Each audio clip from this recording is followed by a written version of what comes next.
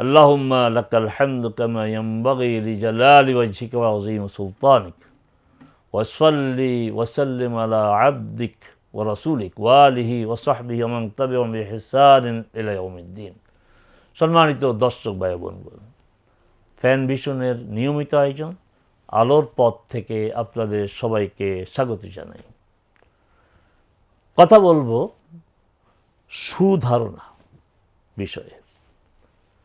সুধারণাকে আরবিতে বলা হয় হুসন জন।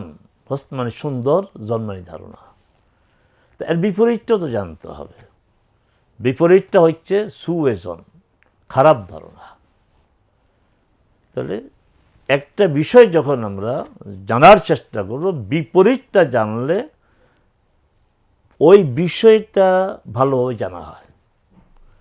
আল্লাহ সুবহানাহু ওয়া তাআলা সূরা আল হুজুরাতে মুমিনদেরকে অ্যাড্রেস করে বলছেন, হে যারা ঈমান এনেছো, ইয়া আইয়ুহাল্লাযীনা আমানু ইজতানিবু কাসীরাম মিনাজ-যন ইন্না বা'দাজ-যন্নি ইসম। হে যারা ঈমান এনেছো, তোমরা অনেক ধারণা পোষণ পরিহার কর। কারণ কোনো ধারণা এটা পাপের কাজ। ইজতানিবু কাসীরাম মিনাজ-যন্নি ইন্না বা'দাজ-যন্নি ইসম, পাপের কাজ।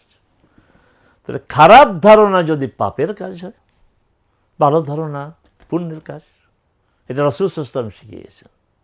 তিনি কোনো এক বিষয়ে বলেছেন যে এই কাজটি যদি তোমরা হারাম উপায়ে করো অপরাধ হবে। হ্যাঁ, অপরাধ হবে। সাহাবায়ে কেরাম স্বাভাবিকভাবে জবাব দেন। তাহলে ঠিক এই কাজটি যদি হালাল পদ্ধতিতে করো, বৈধভাবে করো, তাহলে সওয়াব হবে।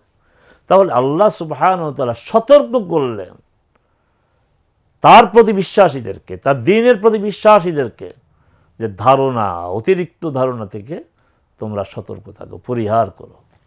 কারণ কোনো ধারণা গুনাহের কাজ, খারাপ ধারণা। আচ্ছা, রাসূল কি বললেন? ইয়াকুমুজ-যন ফাইন্নাজ-যন্না আকযাবুল হাদিস। ধারণা পরিহার করো, খারাপ ধারণা। কারণ এটা সবচেয়ে মিথ্যার বিষয়।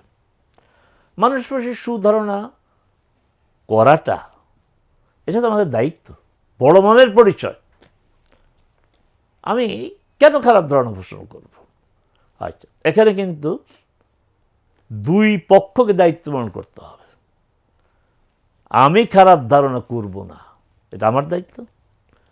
আর যার ব্যাপারে খারাপ ধারণা হচ্ছে, তিনি খারাপ ধারণা পোষণ করতে পারে এমন কাজ করবেন না। উদাহরণ, রাসূল সাল্লাল্লাহু আলাইহি সাল্লাম ইতিকাফে ছিলেন। তার এক স্ত্রী তার সাথে দেখা করতে এসেছেন, তিনি সফিয়া রাদিয়াল্লাহু তাআলা আনহা। দেখা করার পর রাসূল সাল্লাল্লাহু আলাইহি ওয়াসাল্লাম তাকে দরজা পর্যন্ত এগিয়ে দিয়ে আসলেন। কত ভদ্রতা! স্ত্রীকে ওই বসা অবস্থায় বিদায় দেননি, মসজিদের দরজা পর্যন্ত তিনি গেলেন, তাকে বিদায় দেন। এমন সময় দেখলেন দুইজন সাহাবী আসতেছে তার দিকে। কিন্তু এই যে একটা পরিস্থিতি, রাসূল একজন নারী, তারা আসলেন না। আবার যেদিক থেকে আসলেন ওইদিকে চলে গেলেন। রাসূল সাল্লাল্লাহু আলাইহি ওয়াসাল্লাম উঁচু আওয়াজে বললেন, আলা রিসলিকুমা, থামো। তখন তাদের এইভাবে কম্পন সৃষ্টি হল। তখন রাসূল বললেন, যাকে আমার কাছে তোমরা দেখলা সে আমার স্ত্রী সফিয়া। তাহলে আমরা এই হাদিস থেকে কি শিখলাম? যে সন্দেহ করার মতো কোনো অবস্থা হলে সন্দেহ নিজ দায়িত্বে দূর করতে হবে, গায়ে পড়ে। কারণ রাসূল যদি এই কথাটা না বলতেন, তারা সন্দেহ করত। তখন রাসূল বললেন যে শোনো। তখন তারা অবাক, বলল, ইয়া রাসূলুল্লাহ, আপনি আমাদেরকে এভাবে কথা বললেন, মানে যে আমাকে আপনাকে সন্দেহ করবো আমরা? তখন শোনো, ইন্নাশ শায়তানা ইয়াজরি মাজরাদ দাম। শয়তান মানুষের রক্ত ধমনীতে প্রবেশ করে মানুষকে প্ররোচনা দেয়, খারাপ ধারণা সৃষ্টি করে। তো আমরা এই দায়িত্বটা পালন করব, আমার বিষয়ে যেন কেউ সন্দেহ না করে। আবার যারা সন্দেহ করবে তারা যেন এই সন্দেহ থেকে সতর্ক থাকে। আমাদের বাস্তব জীবনে এ ধরনের ঘটনা ঘটে।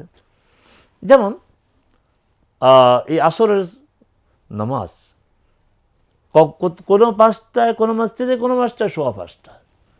এখন আমি 5টার জমাতে সালাত আদায় করে সামনের দিকে যাচ্ছি বাসার দিকে, আমার বাসার এলাকার লোকরা বাসা থেকে বেরিয়ে আসতেছে, তার পাশে আরেক মসজিদে 5:15টায় আসরের জমাত। এখন আমার করণীয় কি?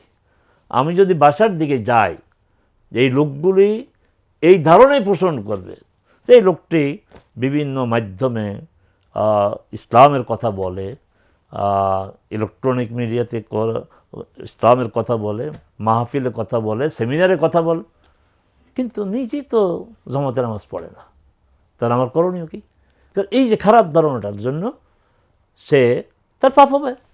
আমার তখন দায়িত্ব হবে গায়ে পড়ে বলে, ও আপনারা মসজিদ যাচ্ছেন ভাই, আমি তো ওই যে পাশে এক মসজিদে 5টা জমাত ওযু ছিল, আমি ওই জামাতে নামাজ পড়ে আসছি। তাহলে আমাকে আর সন্দেহ করার কোনো সুযোগই থাকলো না। তাহলে আমাদেরকে এই বাস্তবতা মেনে নিতে হবে যে আমার আচরণে, আমার কোনো বিষয়ে সন্দেহ করতে পারে, এটা যে আমি বুঝি, তাহলে ওইটা আমাকেই বলে দিতে হবে যেন সন্দেহটা না করে। আর আমরাও খালি খালি কাউকে সন্দেহ করব না, আমরা বরং সুধারণা পোষণ করব। আমরা সুধারণা পোষণ করব, আর সুধারণা পোষণ করার মধ্যে কল্যাণ, খারাপ ধারণার পোষণ করার মধ্যে অকল্যাণ। আল্লাহ সুবহানাহু ওয়া তাআলা আমাদেরকে আমাদের সামাজিক সম্প্রীতি, ভালোবাসা এটা টেকসই করার জন্য সুধারণা খুবই গুরুত্বপূর্ণ একটি উপাদান। আল্লাহ আমাদের সবাইকে সবার প্রতি সুধারণা রাখার তৌফিক দিন। ওয়া মা তৌফিক ইল্লা বিল্লাহ। আসসালামু আলাইকুম ওয়া রাহমাতুল্লাহি ওয়া বারাকাতুহু।